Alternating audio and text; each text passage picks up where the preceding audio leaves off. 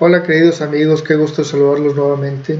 Vamos a iniciar esta cuarta parte del tema de la historia de la salvación y vamos a ponernos en la presencia del Señor para que nos asista y nos acompañe durante la charla que tendremos en este capítulo. En el nombre del Padre, del Hijo y del Espíritu Santo. Amén. Ven Espíritu Santo, llena los corazones de tus fieles y enciende en ellos el fuego de tu amor. Envía, Señor, tu Espíritu y todo será creado y se renovarán todas las cosas.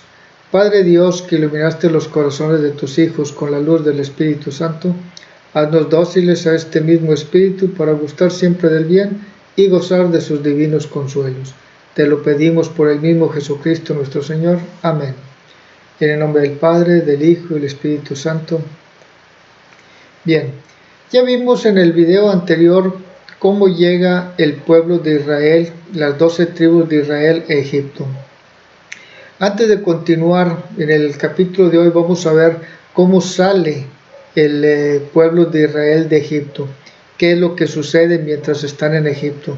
Pero antes de ver eso, es importante puntualizar dos momentos que son trascendentes en la vida de José.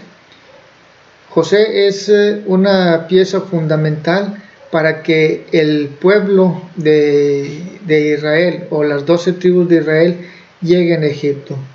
José ya lo vimos que es vendido por sus hermanos a unos comerciantes ismaelitas, quien a su vez lo venden en Egipto a un funcionario importante del faraón, y después por negarse a estar con la esposa de ese funcionario de Potifar es enviado a la cárcel de una manera injusta.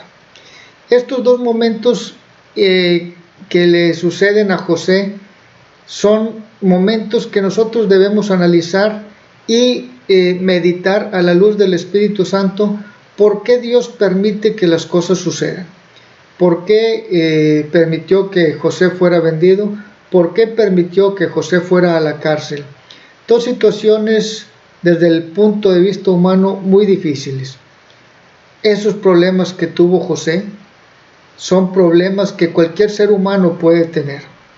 Y así como ahorita estamos nosotros meditando y estudiando la historia de la salvación, que estamos viendo la historia de la salvación universal, vamos a tratar de puntualizar también y meditar un poquito sobre nuestra historia de salvación, la historia personal de salvación, esa que estamos escribiendo día a día tú y yo. Cada uno de nosotros va escribiendo su propia historia de salvación, y Dios escribe derecho en renglones torcidos. Y vemos a José cómo esas adversidades que se le presentaron en la vida fueron para generar un bien mayor. Gracias a esas adversidades que tuvo José, pudo él interpretar los sueños del faraón, ser el administrador y ser quien se encargó de que esa crisis no causara mayores estragos y el pueblo la pudiera sobrellevar. De esa manera, las 12 tribus de Israel, el pueblo de Israel, el pueblo de Dios, también pudo salir adelante de la crisis. Nosotros también podemos tener en nuestra situación de vida personal momentos difíciles que quizás en ese momento no sepamos el por qué están sucediendo las cosas. Sin embargo, Dios sí sabe por qué. Y como ya lo hemos comentado en otras ocasiones, San Pablo nos dice que Dios dispone todas las cosas para el bien de quienes lo aman. Entonces, esos problemas que surgen en nuestra vida es para obtener un bien mayor. Es precisamente porque Dios está elaborando su plan de salvación, tanto universal como personal. Y nosotros influimos también en el plan de salvación del Señor con todas las personas que nos rodean. Es importante que nosotros veamos cómo Dios va entretejiendo nuestra propia historia de salvación. Son momentos en la vida en donde cada uno de esos momentos el Señor se va manifestando, pero nosotros tenemos que estar conscientes para descubrir el plan que Dios tiene en la vida de cada uno de nosotros. Cuenta una historia de un rey que le dice a sus funcionarios que quería que le hablaran a todos los sabios porque quería que le escribieran un mensaje que pudiera ser guardado en su anillo y que ese mensaje lo pudiera él leer en un momento extremo de peligro, en un momento extremo donde no tuviera alguna salida y que ahí encontrara unas palabras que pudieran en un momento dado darle esa luz para ese momento o para esa situación.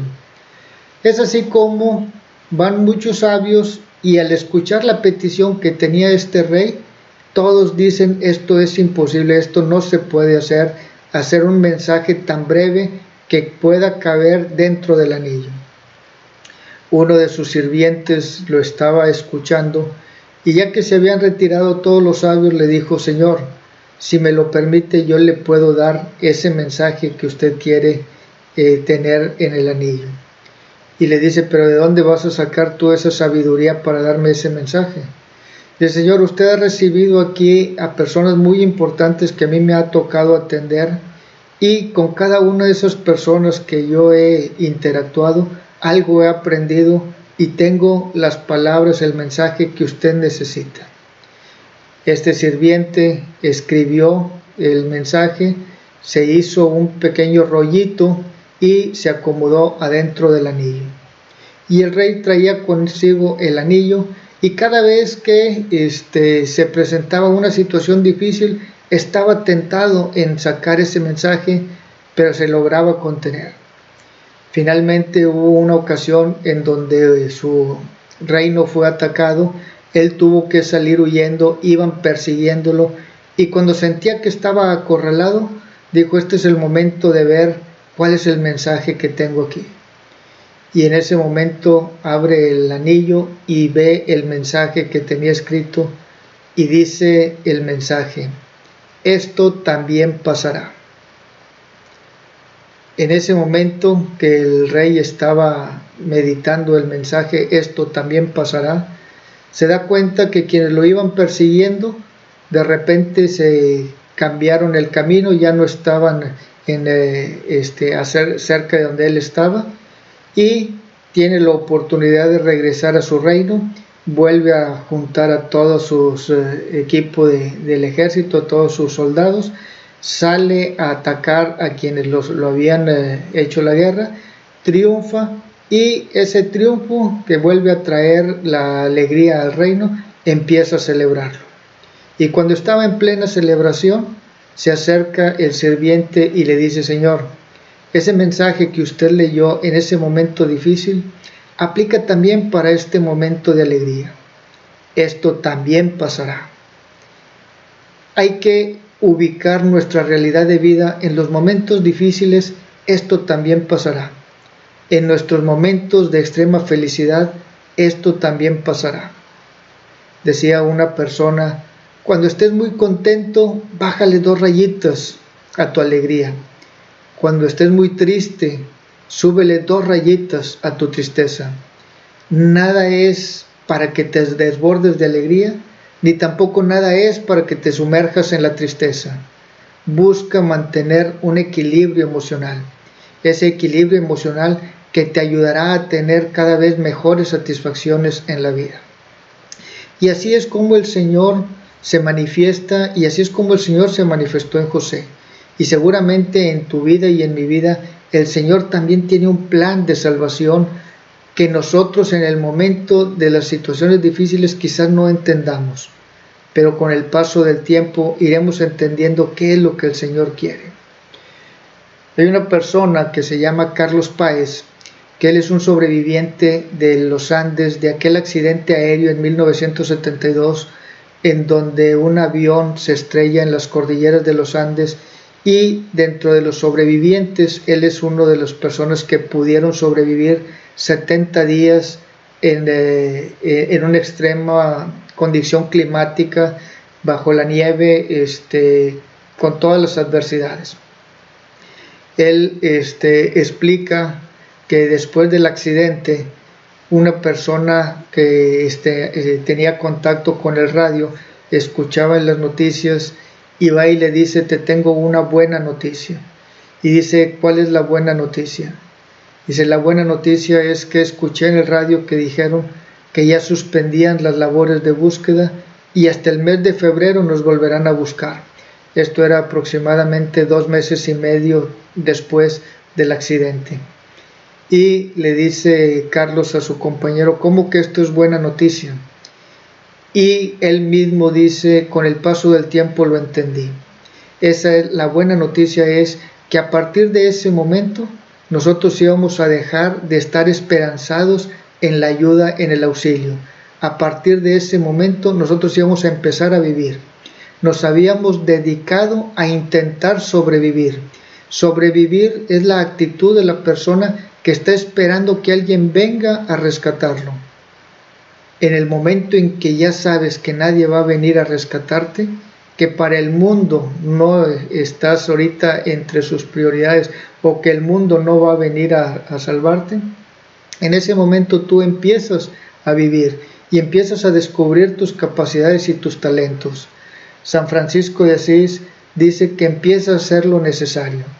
Después de hacer lo necesario, harás lo que es posible y por último terminarás haciendo lo que es imposible.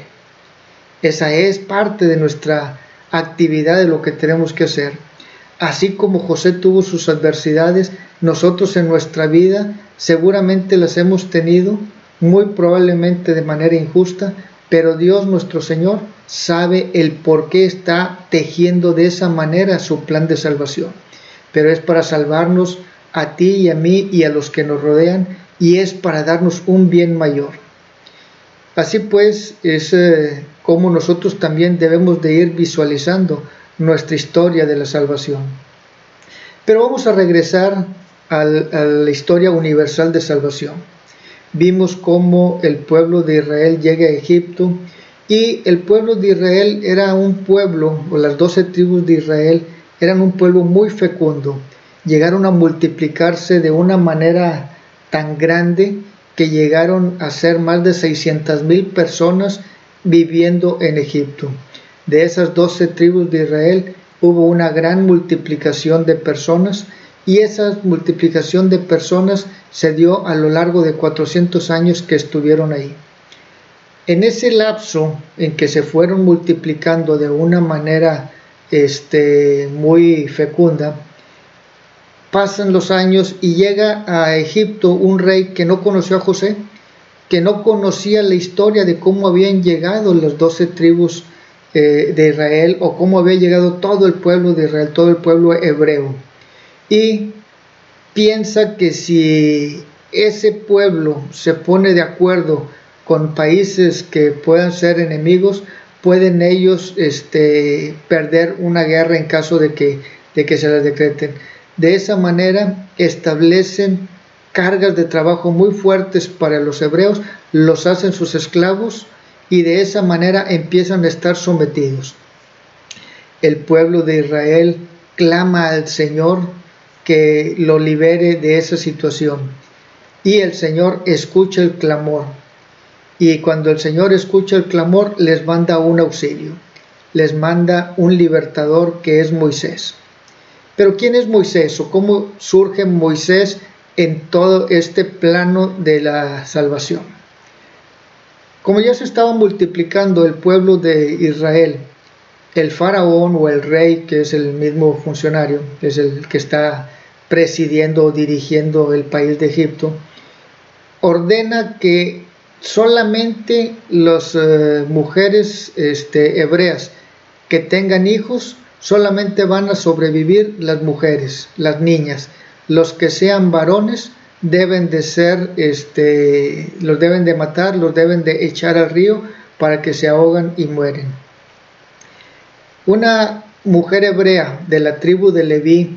Leví es la tribu sacerdotal del pueblo de Dios. De la tribu de Leví es de donde se va a derivar todo lo que es la línea sacerdotal, y de eso en los próximos capítulos vamos a seguir hablando. De la tribu de Leví, una mujer hebrea tiene un niño, y ese niño lo esconde para que no se lo maten. Y ese niño después de 3 meses, donde ya no podía seguirlo escondiendo mucho tiempo, lo pone en un canasto y lo pone en los juncos del río Nilo. Ahí manda a su hija que esté al pendiente para que alguien lo recoja.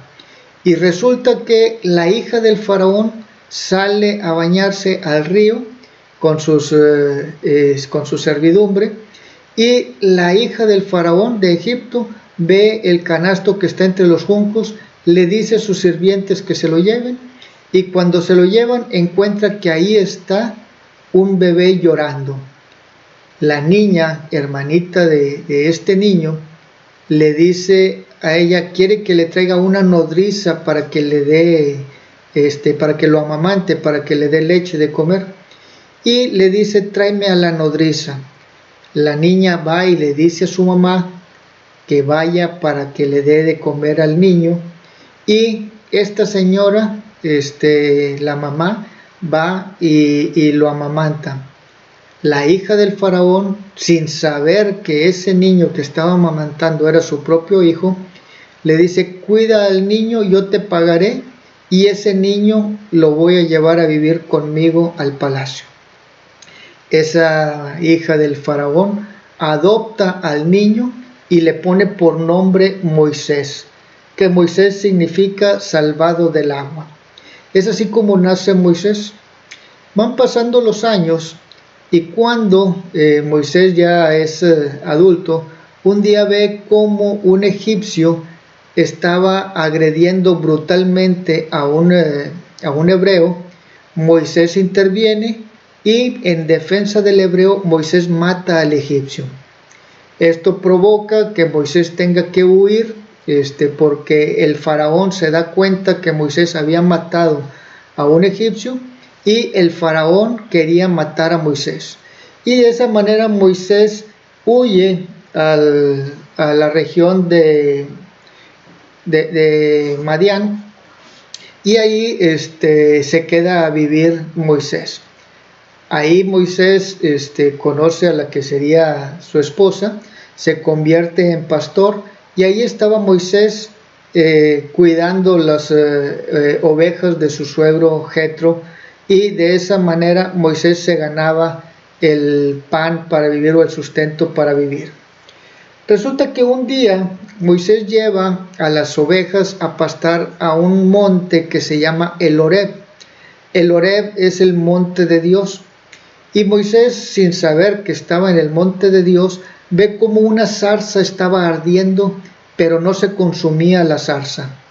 Entonces Moisés se extraña de lo que está viendo y se acerca, y cuando se acerca escucha la voz del Señor que le dice, Moisés, no pises, porque lo que estás pisando es el monte del Señor. Moisés se asusta, no conocía todavía al Señor, no había sido una persona que tuviera esa cercanía con Dios, esa revelación de Dios, y el Señor le dice a Moisés, descálzate porque el lugar en donde estás es sagrado. Le dice el Señor, se revela y le dice, yo soy el Dios de tus antepasados, soy el Dios de Abraham, el Dios de Isaac, el Dios de Jacob. Yo soy el Dios del pueblo de ustedes. Moisés se cubrió la cara, tuvo miedo, y el Señor le continúa hablando y le dice, he escuchado el sufrimiento en el que está viviendo el pueblo, mi pueblo, el pueblo de Israel. Y quiero que seas tú el que regrese a Egipto para que liberes a mi pueblo. Y ese quiero que seas tú, le dice Moisés, pero si yo soy una persona que batallo para hablar. Y le dice el Señor, hazte acompañar de Aarón. Aarón era un hermano de Moisés, de hebreo. Él dirá todo lo que tú le digas. Yo te lo revelaré a ti, tú se lo dirás a Aarón, y Aarón se lo comunicará al faraón. Y le dice el Dios a Moisés, si le dice Moisés al Señor, si me preguntan quién me manda, ¿qué voy a decir? Y dirás, yo soy, es el que me envía. Yo soy el Dios de Abraham, de Isaac y de Jacob. Yo soy el Señor tu Dios. Yo soy que es del que después en la revelación en plenitud con nuestro Señor Jesucristo, principalmente en el Evangelio de San Juan, vemos cómo Jesús se proclama como el yo soy. Pero eso lo veremos más adelante. Entonces, Moisés le dice Dios también a Moisés que aviente su bastón al suelo para darle una prueba de lo que le estaba diciendo. Y en el momento en que Moisés avienta el bastón al suelo, en ese momento el bastón se convierte en una serpiente. Moisés se aleja, tiene miedo de lo que está sucediendo, y el Señor le dice: no temas, agarra a la serpiente por la cola, y en ese momento en que Moisés toma a la serpiente, nuevamente se convierte en bastón. Así le manifiesta Dios el poder a Moisés que tiene. Se va Moisés con Aarón, se van a Egipto, hablan con los ancianos de Israel, les explican lo que el Señor les había dicho en el monte Horeb, le dice que el Señor los va a liberar y van a ir con el faraón para decirle lo que el Señor les ha dicho. Bien, cuando va Moisés y Aarón con el faraón se pone de una manera terco, se pone de una manera negativa y no acepta la propuesta de Moisés, en donde le está diciendo que quiere que deje ir 3 días a su pueblo para que vayan al desierto a hacer oración a su Dios. El faraón se vuelve terco y Moisés le dice que si no hace caso, que el Señor va a mandar una serie de plagas. Y la primera plaga que manda el Señor es convirtiendo el bastón de Aarón, antes de mandarle las plagas, primero le convierte el bastón en serpiente. Lo avienta al piso delante del faraón y ve cómo el bastón se convierte en serpiente. El faraón, el rey, manda traer a los sabios y a los magos de Egipto y les dice lo que acaban de hacer Moisés y Aarón, y ellos también lo hacen. De tal manera que el faraón no le da mayor credibilidad, no le da importancia, y contrario a dejarlo ir, establece cargas de trabajo más fuertes para el pueblo de Israel, para los esclavos. Hace que trabajen más duro y ordena que sean más intensas las cargas de trabajo. Después de esto vuelven nuevamente a ir Aarón y Moisés con el faraón, y lo que hacen es mandar la plaga de sangre. Con el bastón tocan el río Nilo, y todo el agua del río se convierte en sangre, de tal manera que murieron todos los peces y murieron todas las especies marinas, acuáticas que ahí vivían. Y se convierte en una gran peste, en un olor insoportable de tanto animal muerto que había. El faraón manda traer a sus sabios, a sus magos, y ellos también pueden hacer lo mismo, y les dice: eso que ustedes están haciendo, aquí también lo pueden hacer, no los voy a dejar salir. Después de la plaga de la sangre viene una tercera plaga, que es la plaga de las ranas. Esa plaga hace que del río salgan una cantidad impresionante de ranas, se llena de ranas todo Egipto, y el rey le dice: está bien, los voy a dejar salir, pero quiten todas las ranas. Y quita el Señor, le escucha a Moisés, quita la plaga de las ranas, hace que todas las ranas se mueran, y cuando ya se habían muerto, el rey y el faraón cambian nuevamente de opinión y sigue en su terquedad de no dejar salir. Y así estuvieron mandando más plagas y más plagas. Mundió la plaga de los mosquitos, de los tábanos, una plaga del ganado donde fue matando ganado, donde fue una plaga de las llagas, una plaga del granizo.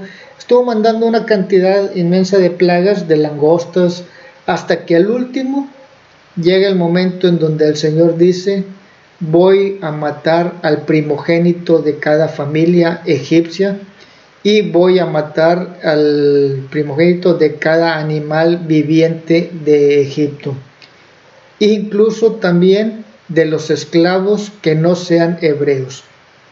Y para que el pueblo de Israel sepa lo que tiene que hacer, ese día en la noche, antes de que eso suceda, eso va a suceder a la medianoche, antes de que eso suceda, ellos van a celebrar la Pascua. Y el Señor les da las indicaciones, le da las indicaciones a Moisés de cómo se va a celebrar la Pascua. Y van a matar un macho, la sangre de ese animal van a rociar las puertas de sus casas, y con esa seña que está rociada esa puerta de la sangre, es la señal de que ahí vive un Israel, y el ángel del Señor que pasará exterminando al primogénito, hiriendo de muerte al primogénito de cada familia egipcia, al ver la señal de la muerte, en esa casa no llegará. También les da las indicaciones de cómo se debe preparar con hierbas amargas, la manera en que debe ser asada la carne, que se debe de consumir todo, lo que no se consume se debe de quemar, que nada se debe de guardar. Da todas las instrucciones de cómo celebrar la Pascua. Ese día en la noche, el ángel del Señor pasó e hirió de muerte, y después de eso, el faraón dejó salir al pueblo de Israel, a los hebreos. El pueblo de Israel emprende la salida, y una vez que ya iban en camino, el faraón se arrepiente.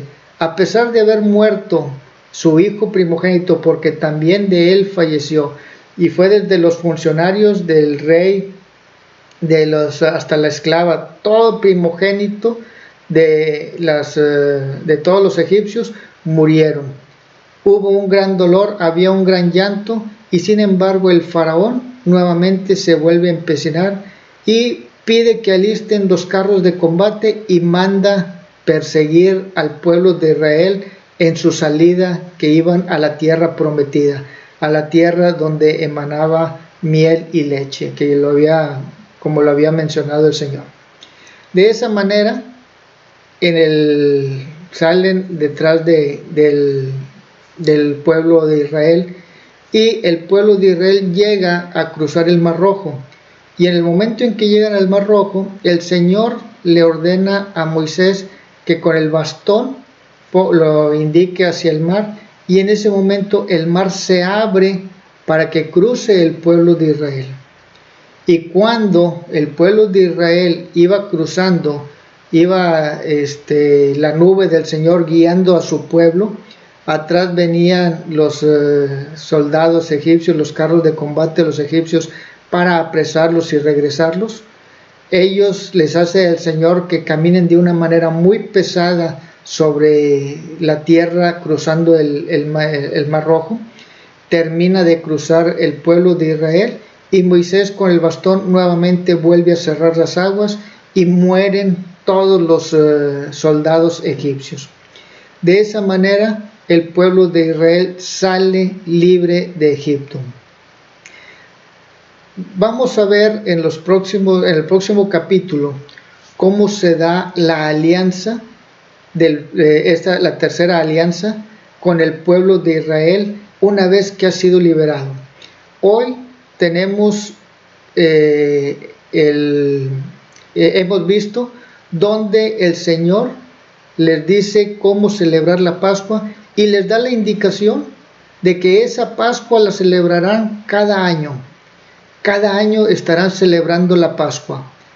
Esa es la primera parte de lo que es la alianza, que vamos a ver cómo se sella esa alianza, que se sella con las tablas de la ley, y lo veremos en el siguiente capítulo. Hoy por lo pronto ya hemos visto cómo el pueblo de Israel sale de Egipto, y cómo también nosotros podemos en nuestra personal también salir adelante de acuerdo con el plan de Dios, en el momento en que Dios actúa en nuestra vida.